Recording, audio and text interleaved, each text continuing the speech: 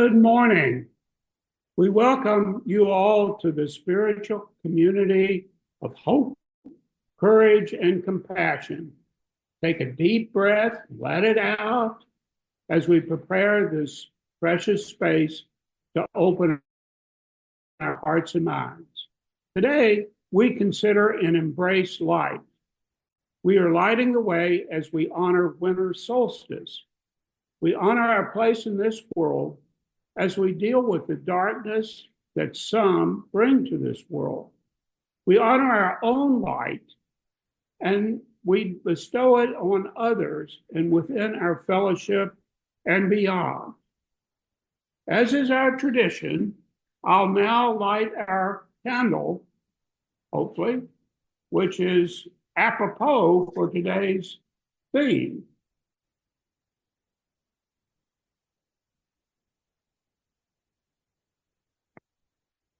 And now, Susan will give us some background on our theme, the solstice. The winter solstice is a profound and reflective time of year. It's the longest night and the shortest day. And it's a moment when the earth seems to just pause and draw in, like we just did, a deep breath and then let it out. Across cultures and generations, people have seen the solstice as a reminder to find balance in our lives. Even amidst the natural cycles of darkness and light, it can speak to the theme of renewal, patience, and a hope that can inspire us all. As we observe the winter solstice, it can be helpful to think about how darkness and light play roles not only in nature, but certainly, as is often the case, our lives are reflective, as is nature. Darkness can, for some of us, represent challenges, moments of doubt, times when we feel more isolated than others. It could even bring a sense of stillness that we sometimes resist. Yet the winter solstice teaches us one thing over and over again, that even in these times, challenge may be here, but change is always on the horizon. The long night gradually gives way, toward the light. This cycle of darkness moving toward light is, we believe, a very, very powerful symbol of both resilience and renewal, which what a great time to be thinking about these things. For some, the winter solstice is a time to gather with loved ones, to create warmth through community, sharing a meal, lighting candles, meeting as a fellowship, or simply being in the company of others can bring a comforting warmth that's a stark contrast to the coldness and the darkness that may be outside. It reminds us that even though oftentimes we feel the need, like a bear hibernating, to pull in and retreat and simply reflect during these quieter days, we can find support and energy in each other. And like everything else, that's a balance. We might also take this season as an invitation to reflect inwardly, to consider what parts of ourselves or our lives or our worlds or our homes that we are really ready to let go of, or we need to be ready to let go of, and which ones we really hope to nurture and grow and invite into our lives in the coming seasons. Like the trees that shed the leaves in the fall and then stand bare all winter, there's something very liberating about releasing that serves us. I mean, it's like when you go through and you purge your closet or your garage, and goodwill wins, and so do you. This time of year can be ideal for looking about what we want to leave behind and what we want to carry forward. So as we approach this winter solstice, may we see it as a reminder of nature's wisdom. The cycles of darkness and light are not only natural, but they're necessary for our lives. And with pace and warmth and a sense of inner clarity that we hope to nurture, we can embrace this season, knowing that the return of light is near, it's always approaching. And may we carry forward the lessons of balance and resilience and hope that the solstice can offer us. So, as we collectively, as a group, ponder on what we want to leave behind and what we want to take forward into 2025, we're going to listen to some music. And then afterwards, Mary is going to help us reach out to each other and call on one another. And we want to hear from you what you'd like to leave behind and what you'd like to nurture, invite in, or carry forward into 2025. Thank you.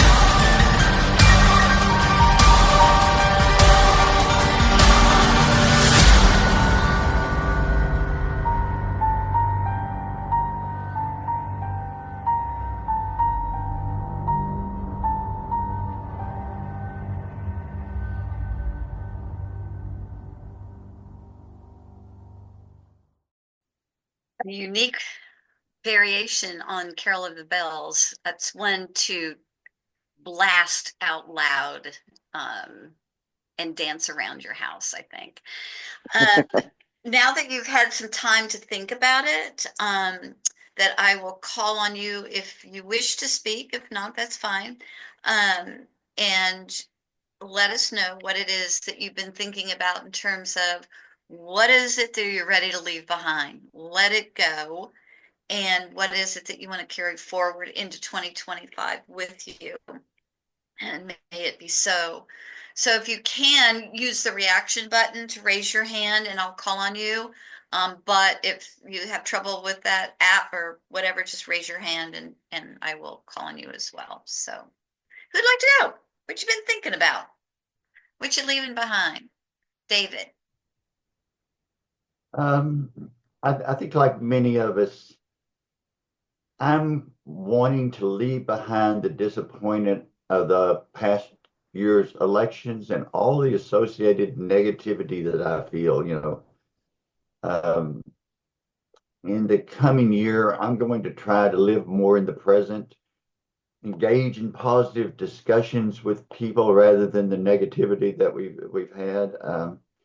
and really try and deal only with issues that lead to improvement, not the whining so much, not discussions of doom and gloom, which really yield no positive benefits to any participants, and leaving myself with the thought that, this country has a real structure, a rule of law. We survived civil wars, World War II, the McCarthy era, the assassinations and the riots of the 60s, and each time um, I heard the same arguments that I've heard since the elections of doom and gloom, and we will get through this. We may not be unscathed, but we will get through it. So looking for positive times, and I'm hoping y'all help me when you hear me being negative. Just remind me. Thank you, David. Appreciate that. Who else? What you leaving behind? Susan. Hi. Can you hear me? Yeah. Okay. I was I had a lot of things on my list both ways, but I think it really boils down to I want to leave behind should and carry forward will. And instead of thinking that I really should get to this or I should do that, whether it's societal norms or whether it's goals that I maybe had, but maybe they're not my current goals anymore, and really go into the will. If good or bad, if I've got to get something done, I'm going to get it done, and that will include will have quiet time and will have reflective time and will do much more to see and be around people that I love that are encouraging, and not focus on what I should be doing instead. Great. Thank you, Susan. Who's next? Sylvia. I want to avoid and ignore some of the negativity in social media. And that, because that seems to have been prevalent recently. I want to bring forward more nurturing nature in our outdoor space, and maybe with some new plants, attracting more butterflies, more birds, and taking care of what's already there. Nice. Thank you. Michael Johnson. I thought about darkness and light, and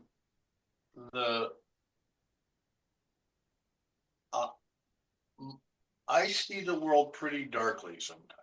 Not just about politics in this season, but I have a sneaky suspicion that other people are up to no good more often than I really ought to, and I know how that happened, but when I really examine my experiences with people, including my almost 5 years of experience with this group, isn't that amazing? 5 years old we are almost. It's just not true most of the time, right? So I'm not aiming to be a Pollyanna because I don't think the clothes would fit, but I think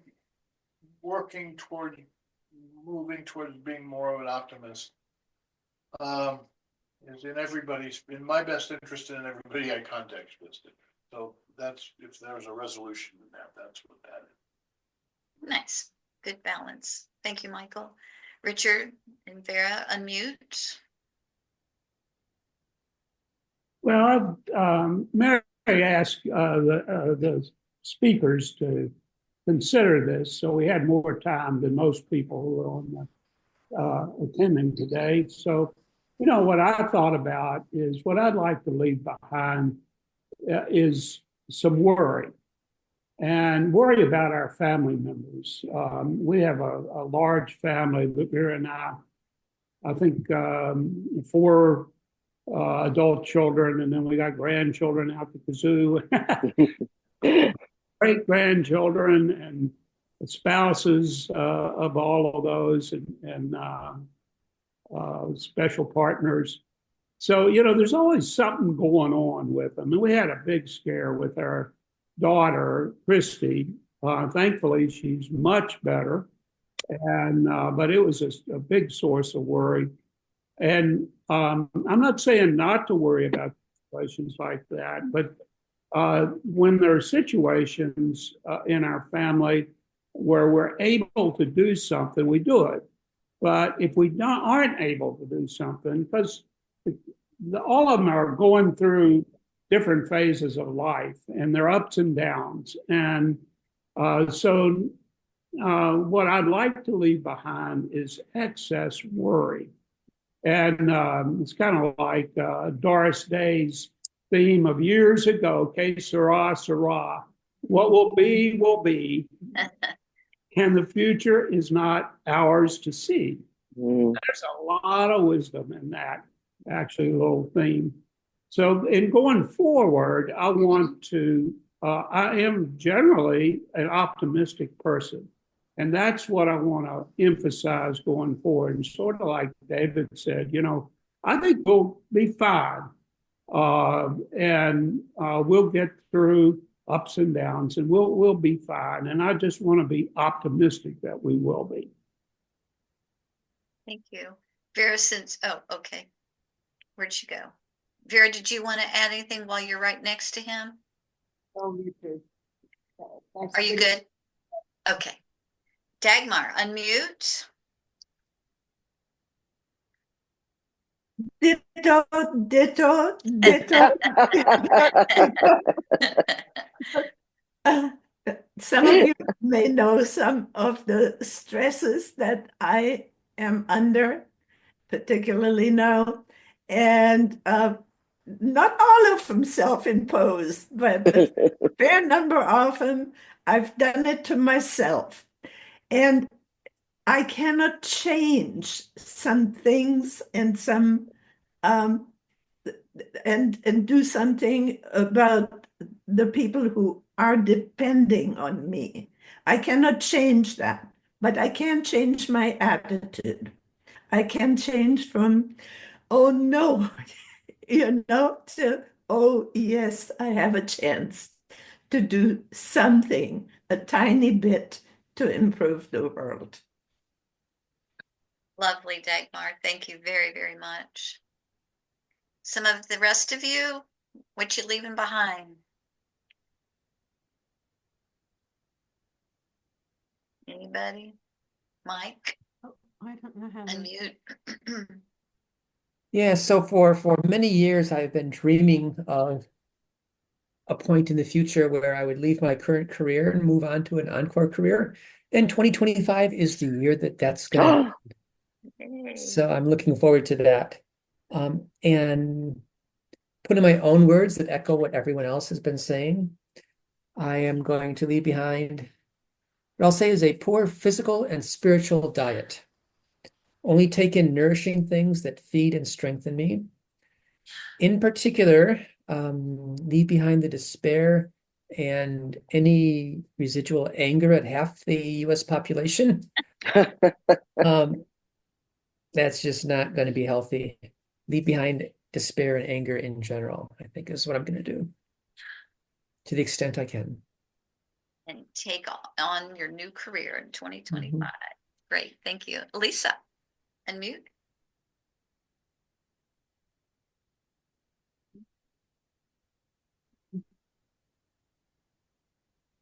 I found the button. Okay. I wrote a list. Ditto everything everybody else said. Thank you so much. Leaving behind news, politics, and TikTok. Already left behind my old address and my old neighborhood. Bringing with me people I love, creatures I love. And the plans are indulge in whatever brings me peace and joy. Cultivate new connections. I'm in a much different neighborhood now, and I want to know all my neighbors.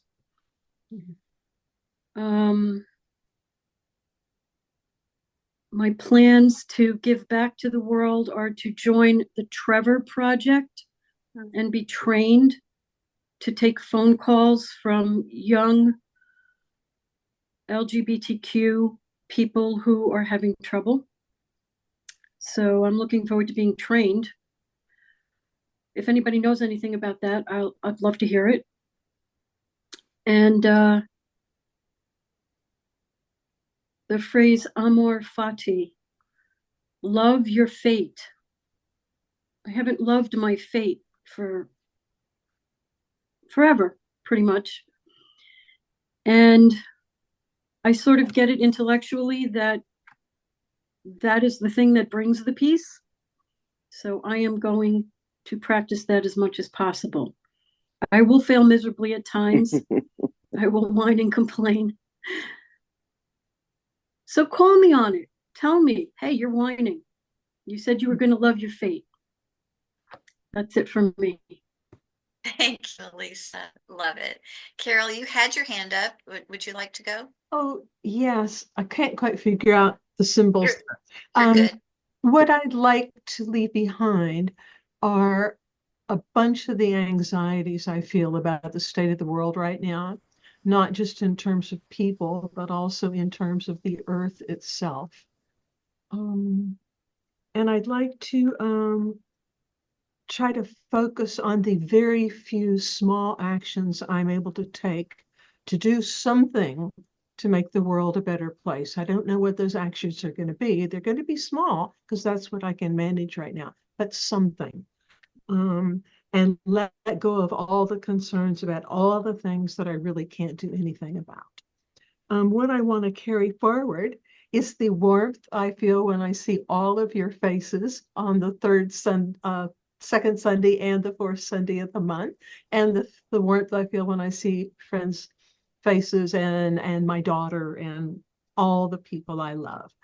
What else I'd like to bring forward is, and this is a little sad, that we just got news that my husband's son, who's been ill for about 18 months, is imminently dying. He might last the week. And so what I'd like to carry forward is any sense of calmness I can bring to my husband and to his family in the face of this very difficult thing to deal with. I'd also like to bring forth the memories of all of the clouds of butterflies that filled our backyard this past summer, and all the sweetness that I have felt and hope to continue to feel for just everything. So that's it. Thank you. Lovely, Carol. Thank you. Kathleen, did you want to say anything? You'd have to unmute. I hope to leave behind so much procrastination. I know at my age that I need to hurry up on some issues that I need to deal with. And I have a bad habit of thinking, I'll take care of that tomorrow. I got to leave that procrastinating problem behind. And I'm looking forward to reaching out more to old friends. Most of my contemporaries are either gone or live far away. And so I have to really make an effort to reach out, to talk to people, to try to keep up with those who are far away. That's one thing I'm looking forward to doing more of in the coming year. I'm looking forward, hoping I'll be more positive. As many of you, I share a lot of anxiety. And so I've got to keep in mind that the world is going to go on, that somehow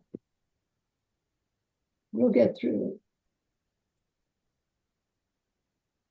So Thank you. Thank you. Thank you, Kathleen. Oops. There we go. that's fixed. There was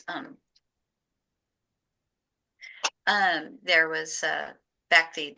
So I mean, as Dagmar said, ditto, ditto, ditto, ditto, ditto. I feel the same and have given this a lot of thought since we first said we wanted to think about this as it relates to the solstice and have balance. And I have already started, but leaving behind the negativity around the election. And, I feel like the serenity prayer is so needed and that I often say it a lot. And so I want to move forward into 2025 being more in the present, not worrying about the past, not considering, worry about the future, but I mean, just living in the moment, whatever that moment brings. I could do a lot better with that. And so that's what I'm going to do. And as y'all said, call me on it. It's like, you're living in the past.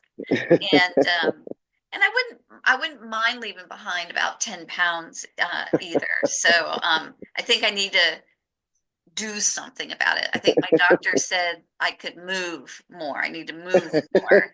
So I'm taking that into 2025 with me. I'm going to move more, but I want to take all of you with us into 2025. And I'm in particular thinking about Joan this morning. She had texted me and she's just not doing well. She's in a lot of pain, has a lot of despair right now. And so say a prayer for her. Reach out to her. I miss her not being here with us today. So I think that only says we carry forward the love we have for each other in 2025. All right, well, we're going to take a few moments in and let all this sink in. Some of us sound like we're turning into Buddhists, doesn't with some of the comments.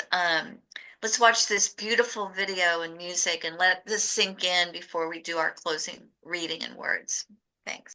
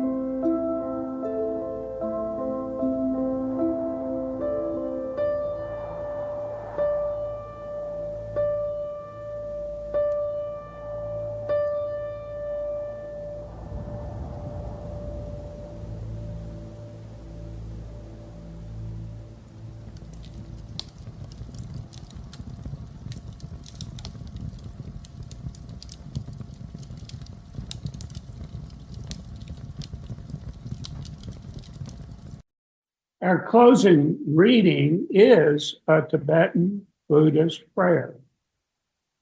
May you be at peace. May your heart remain open. May you awaken to the light of your true nature. May you be healed. May you be a source of healing for all beings.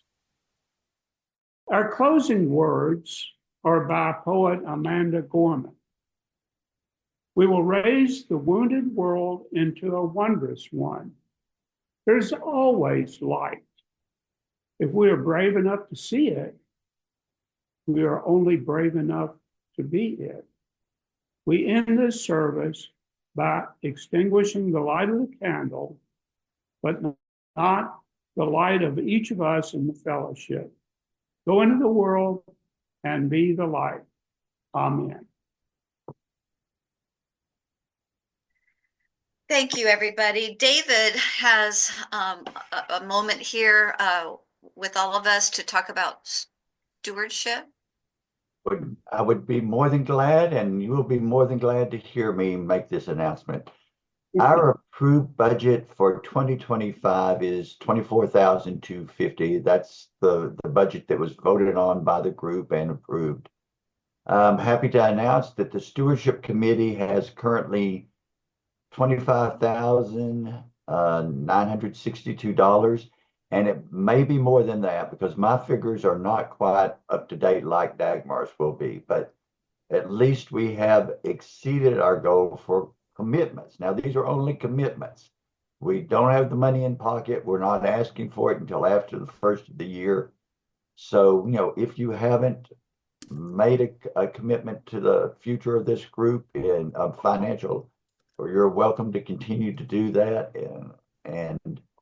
But it's commendable that only a couple of weeks into our stewardship campaign, we have exceeded our goals, and we will finalize this at our Christmas service, which will be a couple of days before Christmas, naturally on the 22nd. But our lessons and carols, and we will announce the final totals at that time. So thank you. Great. Good news. news. Give everybody, pat yourselves on the back. Thank you. Yeah. Very good. Very good. Good news. All right, guys. We will end. If you need to go. We'll send you out with our love ritual. If you'd like to stick around, I will do joys and concerns since Joan wasn't able to be with us today. We'll express our joys, and we can still, even though we're not going to whine, we can still express our concerns, because that's what we're here for, to be here for each other. So if you want to stick around for that, great. If not, we send you off today into this cool, cloudy, but beautiful day that we got to gather together. So thank you, everybody. Mwah.